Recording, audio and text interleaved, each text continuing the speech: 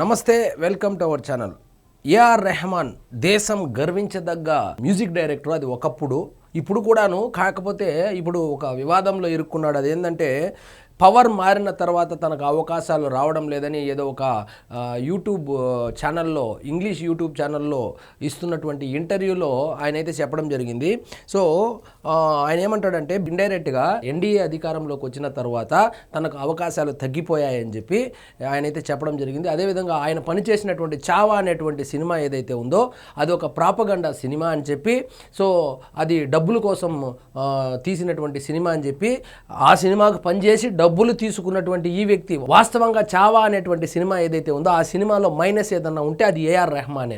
So AR రెహమాన్కి అవకాశాలు తగ్గిపోయాయి అంటున్నారు. సో ఇప్పుడు ఎప్పుడో గత సంవత్సరాలు పక్కన పెడితే, సో 2024లో దాదాపు ఆరు సినిమాలు చేశాడు, 2025లో 5 సినిమాలు చేశాడు, 2026లో దాదాపు ఒక డజన్ సినిమాలు చేస్తా ఉన్నప్పటికి కూడా అవకాశాలు తగ్గిపోయింది, నన్ను ఎవరు పట్టించుకోవడం లేదు. దానికి కారణము నేను మైనారిటీ కావడం వల్ల, అక్కడ అధికారంలో బీజేపీ రావడం వలన నన్ను పక్కన పెట్టేశారు అనేటువంటి అర్థం వచ్చేటట్లు ఆయన అయితే చెప్పడం జరిగింది.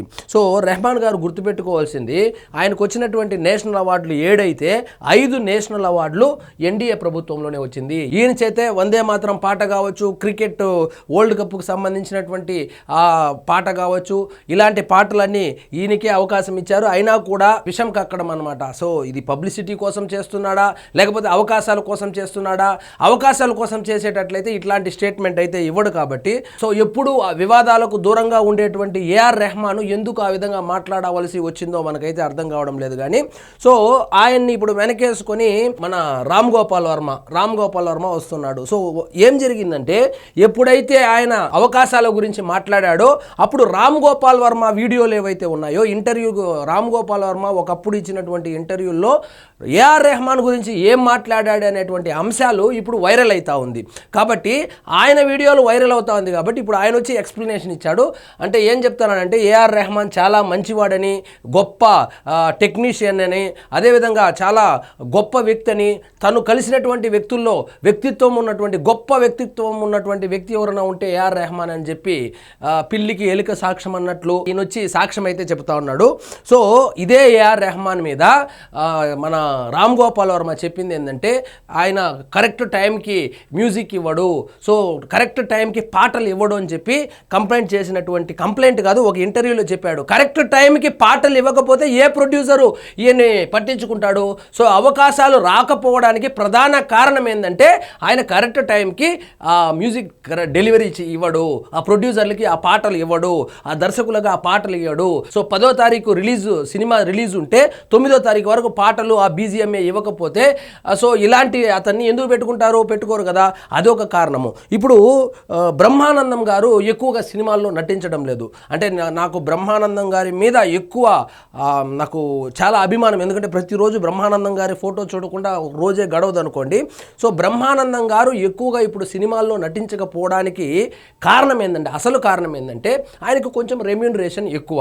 ఆయనకి ఇచ్చేటువంటి రెమ్యూనరేషన్తో దాదాపు మన జబర్దస్త్ పుణ్యమా అని చెప్పి 4 నుంచి 5 కమిడియన్లు అదే రేటుకు వస్తారు. కాబట్టి వాళ్ళని పెట్టుకొని బండి నడిపిస్తున్నారే కానీ బ్రహ్మానందం గారిని తీసుకోవడం లేదు చాలా సినిమాల్లో, చాలా వరకు.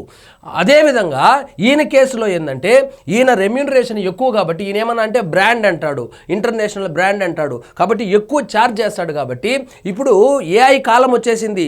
ఏఐలో మనం కరెక్ట్గా ప్రాంప్టింగ్ కనుక ఇవ్వగలిగితే ఏఆర్ రెహమాన్ కన్నా బ్రహ్మాండంగా మ్యూజిక్ తయారు చేసి ఏఐ ఇచ్చేస్తుంది ఫ్రీగా. ఇలాంటి కాలంలో వచ్చి నాకు 20 కోట్లు కావాలి, 10 కోట్లు కావాలి, 30 కోట్లు కావాలి అని చెప్పి డిమాండ్ చేస్తూ ఉంటే, సో బడ్జెట్ రీత్యా ఇతన్ని పక్కన పెడితే, ఇతన్ని ఎందుకు పక్కన పెట్టారో అని కూడా తెలుసుకోకుండా ఇప్పుడు వచ్చి బీజేపీ మీద, ఎన్డీఏ మీద పడడం అయితే జరుగుతుంది. సో రామ్ గోపాల్ వర్మ ఒక ఇంటర్వ్యూలో మాట్లాడుతూ, అతను రంగీలా అనేటువంటి సినిమా తీసినప్పుడు ఈయన్ని గోవాకు ఎక్కడికో తీసుకుని వెళ్తే అక్కడ 5 రోజులు సిట్టింగ్ వేశారంట.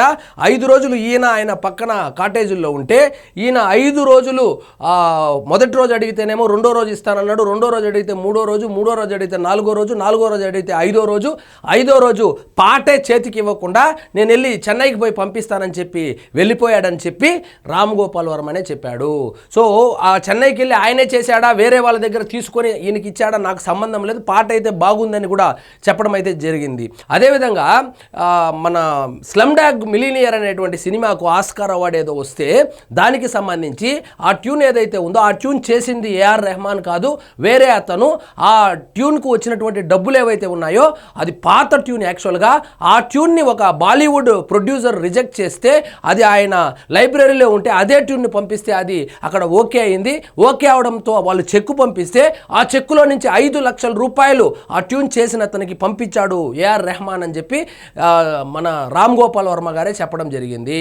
సో అంటే సొంతంగా ట్యూన్లు చేయడం అని చెప్పి బాలీవుడ్లో ఆల్రెడీ టాక్ నడుస్తుంది. సొంతంగా ట్యూన్లు చేయడానికి ఎందుకు మనము ఇంత భారీ మొత్తంలో పే చేయాలని చెప్పి సాక్షాత్తు ఏఆర్ రెహమాన్ని అడిగితే ఏం చెప్తాడు, you are paying for my brand name, you are not paying for my work అని చెప్పి ఆయనే ఇంటర్వ్యూలో చెప్పినట్లు కూడా అప్పట్లో ఇంటర్వ్యూలో చూసామన్నమాట. సో ఈ విధంగా లేట్ చేస్తున్నటువంటి ఈయన వల్ల ప్రాజెక్ట్ లేట్ అయిపోతున్నటువంటి తరుణంలో ఈయనకిచ్చేటువంటి డబ్బులతో ఇంకా మెరుగైనటువంటి మ్యూజిక్ ఇతరులు ఇస్తా ఉన్నప్పుడు ఈయన దగ్గరికి ఎందుకు వస్తారు? ఈయన కన్నా మెరుగైనటువంటి మ్యూజిక్ ఈయన కన్నా తక్కువ టైంలో ఈయన కన్నా తక్కువ కాస్ట్తో ఇస్తా ఉన్నప్పుడు వాళ్ళు పక్కదారే చూసుకుంటారు. అయినా కూడా 2025లో 5 సినిమాలు, 2024లో 6-7 సినిమాలు చేశాడు. సో ఇప్పుడు 12 సినిమాలు చేస్తున్నాడు. ఇంతకన్నా ఎక్కువ అవకాశాలు ఏమొచ్చేస్తాయి రెహమాన్ గారికి? నాకు అర్థం కావడం లేదు. సో చావా అనేటువంటి సినిమాని ఇంకా పెద్ద హిట్ అయి ఉండాల్సింది. ఎందుకు ఈయనకు ఆ సినిమా నచ్చలేదు అంటే నిన్న ఇంగ్లీష్ న్యూస్లో చూశాను. ఆ సినిమాలో విలన్ ముస్లిం కాబట్టి, హీరో వచ్చి శివాజీ వాళ్ళకి సంబంధించిన ఆయన కాబట్టి, హిందూ కాబట్టి, సో బహుశా ముస్లిమ్స్ని విలన్గా చూపించడం వలన ఏఆర్ రెహమాన్కు నచ్చి ఉండకపోవచ్చు.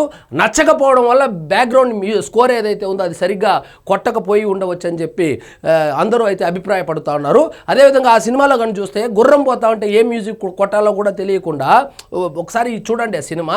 గుర్రం పోతా అంటే ఎలాంటి మ్యూజిక్ కొట్టాడో సో ఆయనకి ఇష్టం లేకుండా పని చేసినట్లు చాలా స్పష్టంగా కనబడుతుంది. అలాంటి టెక్నీషియన్ని పెట్టుకునే దానికి ప్రొడ్యూసరో లేకపోతే హీరోనో దర్శకుడో బాధపడాలి, కానీ ఈయన వచ్చి బాధపడుతూ ఉన్నాడు. అది ప్రాపగండా సినిమా, డబ్బుల కోసం తీసుకున్నారంట. ఈయన ఏదో ఫ్రీగా చేసినట్లు, సినిమా ఫ్రీగా వర్క్ చేసినట్లు చెబుతా ఉన్నాడు. అదేవిధంగా ఇన్ని సంవత్సరాల తర్వాత కూడా ఈయన ఏమంటున్నాడు, ఇక్కడ వర్క్ దొరకడం లేదు అంటున్నాడు కదా. ఇప్పుడు కనుక మీరు బాలీవుడ్ని తీసుకుంటే షారుఖ్ ఖాన్ని తీసుకోండి, సల్మాన్ ఖాన్ని తీసుకోండి, అమీర్ ఖాన్ని తీసుకోండి, సైఫ్ అలీ ఖాన్ని తీసుకోండి. సో మొత్తం మైనారిటీలే కదా, బాలీవుడ్ని ఏల్తా ఉండేది మైనారిటీలే కదా. నిన్నటికి నిన్న వచ్చినటువంటి చికిరి చికిరి అనేటువంటి పాట రామ్ చరణ్ది పెద్ది అనేటువంటి సినిమాలో ఏ విధంగా ఆదరించారు ఈయన్ని? సో ఈయన్ని ఆదరించకుండానే, ఇండియన్స్ ఆదరించకుండానే ఈయన అంత పెద్ద టెక్నీషియన్ అయిపోయాడా? సో ఇండియన్స్ ఆదరించకుండానే ఈయనకి ఆస్కార్ అవార్డు వచ్చేసిందా? సో ఇండియన్స్ ఆదరించకుండానే ఈయనకి అంత పేరు ప్రఖ్యాతలు వచ్చిందా? కాబట్టి సో ఇది ఎట్లంటే తల్లి పాలు తాగి రొమ్ము గుద్దినట్లు మాట్లాడుతున్నాడు. విషం చిమ్మేసిన తర్వాత నేను ఆ పాయింట్ ఆఫ్ వ్యూలో నేను చెప్పలేదు, నేను ఏదో చెబితే ఏదో చెప్పవలసిందంతా చెప్పేసి, అంటే డైరెక్ట్గా, అంటే ఇక్కడ మీరు ఆలోచించాల్సినటువంటి విషయం ఏంటంటే తమిళనాడులో ఇంకా 2-3 నెలల్లో ఎన్నికలు ఉండబోతున్నాయి. దానికి సంబంధించి ఏమైనా ఇతను మాట్లాడా, ఇతని చేత ఎవరైనా మాట్లాడించారా? ఎందుకంటే తమిళనాడులో పాగా వేయాలని చెప్పి బీజేపీ చాలా తీవ్రంగా ప్రయత్నాలు మొదలుపెట్టింది. అందులో భాగంగా తమిళనాడులో ముస్లిం మైనారిటీల శాతం కూడా ఎక్కువ ఉంది. దాదాపు 12-15% ముస్లిం పాపులేషన్ కూడా ఉంది. కాబట్టి సో దాన్ని ప్రభావితం చేసేలాగా ఏమైనా రాజకీయ కోణంలో ఏమైనా మాట్లాడా, ఎవరైనా మాట్లాడిచ్చారా? కావాలనే మైనారిటీలను బీజేపీకి దూరం చేయాలనేటువంటి ఉద్దేశంతో ఏమైనా మాట్లాడారా? లేకపోతే మైనారిటీలు ఏకమవ్వాలని చెప్పి ఏమైనా మాట్లాడా? దాని వెనకాల ఏమైనా రాజకీయ కోణాలు ఏమైనా ఉన్నాయో ఇంకా ఆయనకే తెలియాలి. వాళ్ళ భార్యకు ఆరోగ్యం బాగాలేదనే కారణంగా విడాకులు ఇచ్చేశారు, అది తగునా ఆయనకని చెప్పి కూడా సోషల్ మీడియాలో అయితే కనుక ట్రోల్ చేస్తా ఉన్నారు.